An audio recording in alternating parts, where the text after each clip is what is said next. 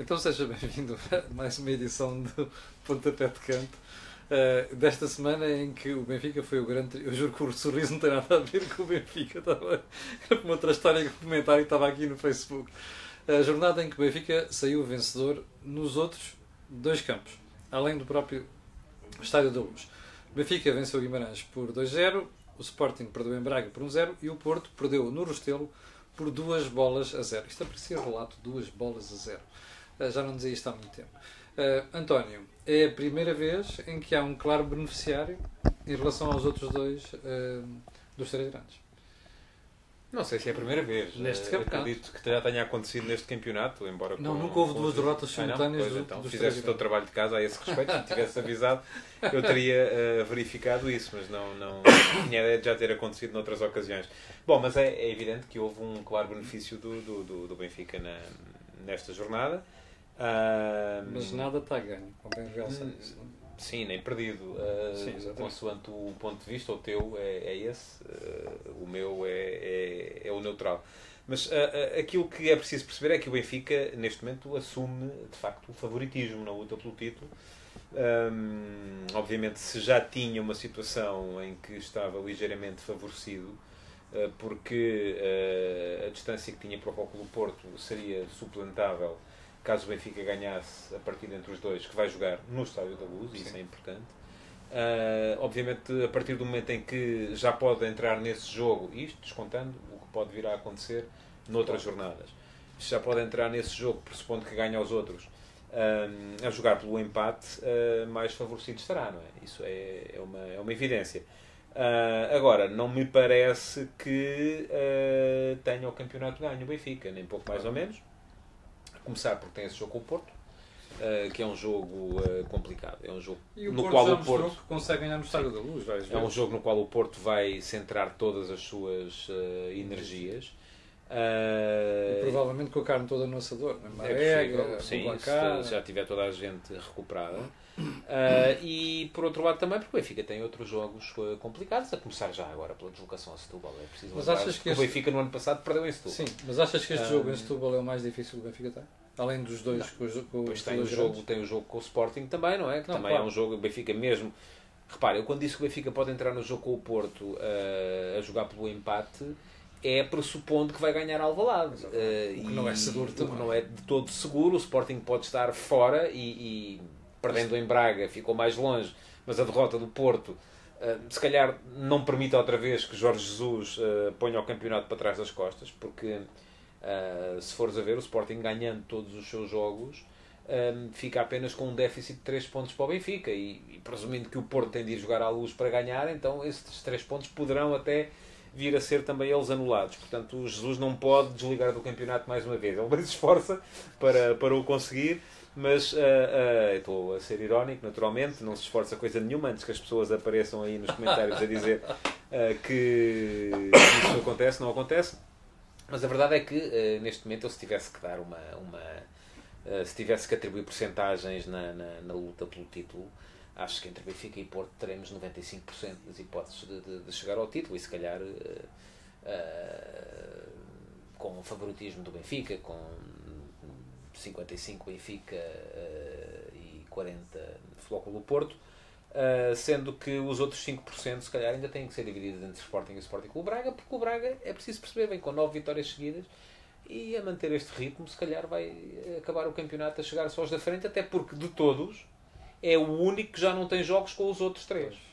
O Benfica ainda tem que jogar com o Porto e com o Sporting tem que jogar com o Benfica, o Porto tem que jogar com o Benfica, o Braga já não joga com nenhum dos 3. Mesmo assim o Braga tem 64 pontos, não é? Está um do Sporting. Está um do Sporting e está a 7 do Benfica. Pronto, enfim, seria preciso uma hecatombe nos da frente para passar, mas a verdade é que os da frente, conforme te disse, vão jogar entre eles e portanto vão inevitavelmente roubar pontos uns aos outros. O Braga, conseguindo fazer o seu papel, que também seria uma coisa absolutamente inimaginável, que era às 9 vitórias que já traz, o Braga somar mais 6 e fazer ali 15 vitórias consecutivas. Seria estranho, de facto.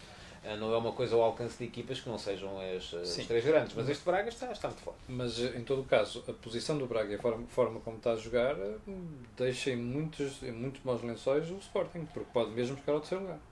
Pode, é como te digo, eu acho que está tudo em aberto nas posições da frente. É verdade que acho que Benfica e Porto são largamente favoritos relativamente ao primeiro e ao segundo lugar, mas não consigo descartar neste momento Sporting e Braga para nenhuma dessas posições. É verdade que para o primeiro lugar não lhes dou mais do que 5% a dividir pelos dois. É muito pouco, porque seria preciso de facto, vamos lá ver, vamos fazer contas. Para o Sporting ainda conseguir ser campeão, teria, além de ganhar todos os seus jogos, teria de acontecer o seguinte: o Benfica já perderia 3 pontos com o Sporting, naturalmente, teria que perder mais 3, que até podiam ser com o Flóculo do Porto, e teria o Porto de perder um outro jogo daqui até ao final do campeonato.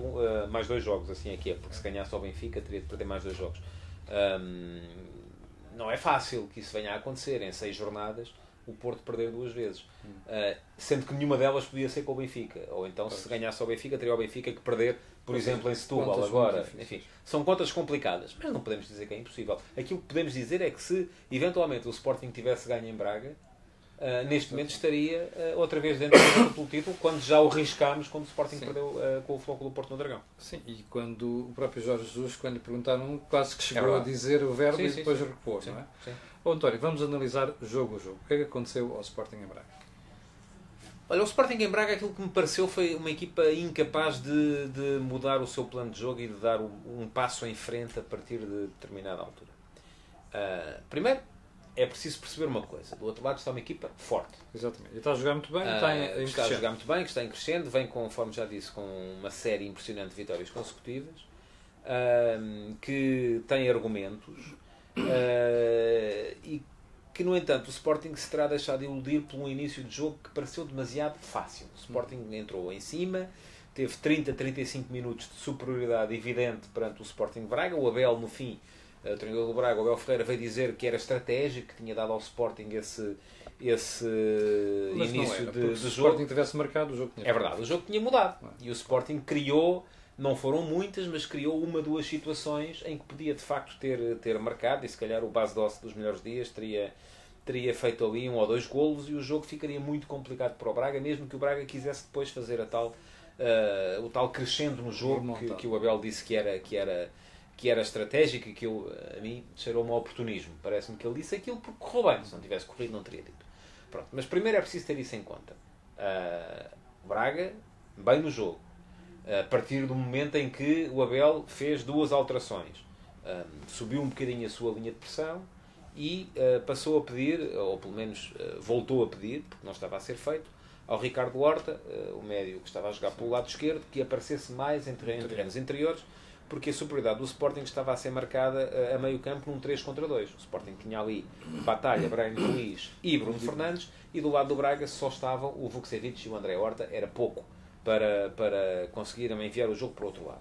Ora, o que é que se passou? O Sporting não marcou nesses 30-35 minutos, e a partir do momento em que o Braga equilibrou, chamando mais ao jogo o Ricardo Horta, a equipa do Sporting não foi capaz de contra-responder a esta resposta.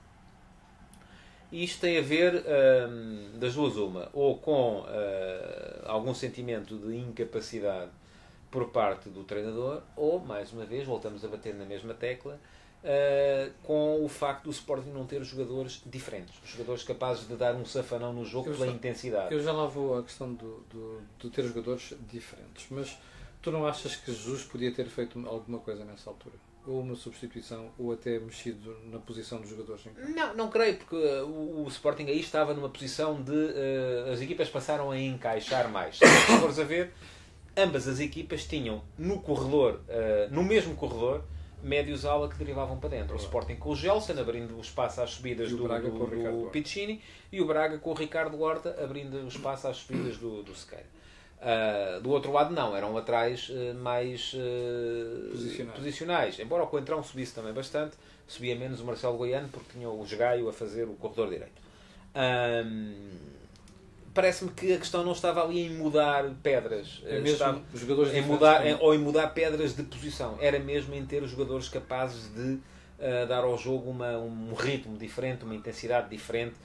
E porque é que eu falo de intensidade? Falo de intensidade. A intensidade para mim é a velocidade explosiva no espaço curto, é a capacidade para no espaço curto, em sprints de 2, 3 metros, 5 metros, que têm muito a ver com a velocidade de reação, mais até do que com a velocidade de corrida, a equipa ser capaz de ganhar bolas divididas. Mas aí o Gelson faz bem. Faz, mas o Gelson é só um. E depois o Sporting tem ali uma série de jogadores que são mais lentos neste tipo de reação no espaço curto e que levaram a que o Sporting perdesse grande parte das bolas divididas e que o jogo passasse a encaminhar-se mais para o lado do campo do Sporting. Mesmo aí, o jogo, enfim, foi-se arrastando equilibrado. Foi um jogo interessante do ponto de vista tático, do ponto de vista estratégico, mas via-se claramente um Sporting em perda, a incapacidade do Sporting para mexer, a entrada de Ruben Ribeiro não mexeu com o jogo, a entrada de Montero não mexeu com o jogo, e um Braga em crescendo. E isso acabou por ser decisivo na forma como, no final, o Braga acabou por conseguir o gol da vitória, numa bola parada. Jesus falou muito, porque foi a isso que ele se quis agarrar, foi uma espécie de tábua de salvação na expulsão de Piccini, não teve nada a ver com a forma como o jogo terminou. A expulsão de Piccini já é muito perto do fim, o Braga marca já com o Sporting reduzido a 10, é verdade, mas marca num lance de bola parada. Piccini é um jogador alto e forte neste tipo de situações de bola parada defensiva, é verdade também. Mas não me parece que da expulsão de Piccini tenha vindo uma desorganização tática assim tão grande para o Sporting. Vamos ficar nessa tua ideia de o Sporting não tinha no banco jogadores diferentes. O que é que tu achas que faria sentido, nomeadamente tendo em conta as contratações que foram feitas no defesa? Precisamente para superar essa limitação. Teria feito sentido ter contratado esses jogadores diferentes. Eu acho, e já disse isto aqui várias vezes neste espaço, acho que o Sporting contratou muito, mas não contratou quem fosse capaz de fazer a diferença na sua forma de jogar, no seu jogar. Sobretudo a partir do momento em que o Sporting teve a lesão de Podense e passou a ter um problema que é só tem um acelerador de jogo, que é a Gelson. É verdade que tentaram que o Rafinha viesse já este ano, o Rafinha do Vitória Sport Clube de Guimarães, que aparentemente está garantido para a próxima época pelo Sporting, mas o Vitória não deixou, e a partir desse momento o Sporting passou a ter jogadores que andam todos muito àquela velocidade, que é uma velocidade que não é muito satisfatória quando a equipa precisa de mudar os jogos. Também te digo que acho que Bryan Ruiz fez um bom jogo, ou uns bons 30, 35 minutos, porque é um jogador que decide rápido e geralmente decide bem. Mas quando o jogo mudou de bases, ele não foi capaz de dar resposta. Mas isso levou a dele ou o treinador que não conseguiu convencê-lo para a alteração que ele tinha que fazer para responder ao jogo? Não, o Bryan Ruiz, quer dizer, eu posso querer agora fazer de ti um saltador em comprimento de nível mundial, mas não vou conseguir, por muito bom treinador que eu seja, porque enfim, os jogadores têm as suas determinadas características e as do Ruiz são aquelas. Mas ele jogou muito bem 30 minutos. Eu estava a ver sim. A partir do momento em que o jogo mudou de bases, aquilo que se pedia era um jogador de características diferentes. Não era o Bryan Ruiz. Não tem a ver com o Sporting não tinha e que o Sporting não tem esse jogador de características diferentes. Por exemplo, o Wendel no meio campo teria feito a diferença? Não sei, não conheço suficientemente o Wendel ainda para te dizer que sim ou que não.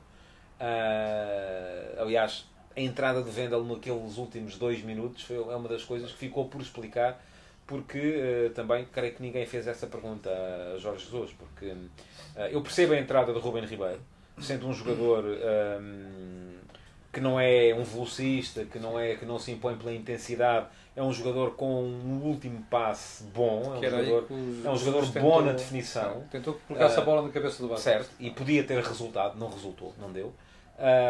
Agora, depois a forma como a 2 minutos do fim, com a equipa a perder, a resultado a 10, sai Ruben Ribeiro e entra Wendel, estou por perceber ainda a razão. António, depois do Braga marcar o golo, eu fiquei com a sensação que o Sporting revelava em todo o seu jogo uma grande impotência. Sensação de impotência. Não foi só depois do Braga marcar, foi já eu percebo, quase toda a segunda parte. Mas acentuou-se depois do golo. Ou seja, a capacidade de reação que o Sporting tinha há uns meses, nomeadamente antes do Natal, não está a revelar nestes jogos. Isto é impressão minha de que o Sporting já ganhou jogos, e o próprio Abel Ferreira falou nisso, já ganhou jogos com 10 bem depois do Natal.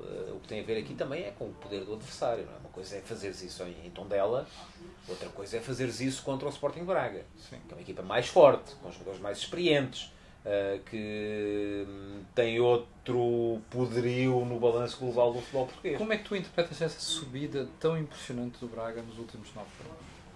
Acho que tem a ver com a qualidade do plantel, já se percebia no início que podia acontecer, e tem a ver com a qualidade do trabalho do homem que está à frente, que é o Abel Ferreira, que me parece eu fiz esta pergunta aqui há uns meses sobre se o Abel seria um bom treinador, não dava para perceber, mas já consegues ter uma ideia completa? Eu acho que o Abel tem um trajeto muito interessante, desde os júniores do Sporting, a equipa B do Sporting, à equipa B do Sporting Clube Braga. Quando pegou no Braga a primeira vez, na época passada, foi para um jogo só e foi ganhar Alvalade ao Sporting, antes da entrada em funções do Jorge Simão. E este ano tem feito um trabalho muito, muito sólido. Acho que sim, é um treinador que tem que fazer tem que fazer o seu caminho, e está a fazê-lo. Já vamos com 30 segundos, depois do tempo regulamentar. Nós vamos interromper aqui por 30 segundos e voltamos já de seguida para analisar o Benfica e o Porto. Até já.